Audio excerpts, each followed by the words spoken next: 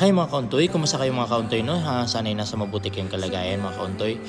Tayo naman ay umalis na naman ng bahay mga kauntoy at tayo ay papunta sa Subic, Zambales mga kauntoy, no?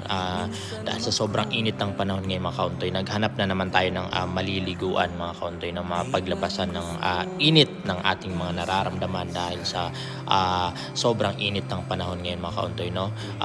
Sana'y okay lang yung biyahe natin na ito at sana rin kayo mga kauntoy, kung may mga mapapasyalan din kayo dyan sa inyo, malapit lang sa inyo para hindi na masyadong mahirap na sa inyong biyahe, hindi na masyadong hassle, mag-relax din kayo mga kauntoy, maligo kayo kung may mga ilog, may sapa sa inyo dyan malapit o may dagat, mas maganda din mga kauntoy, no?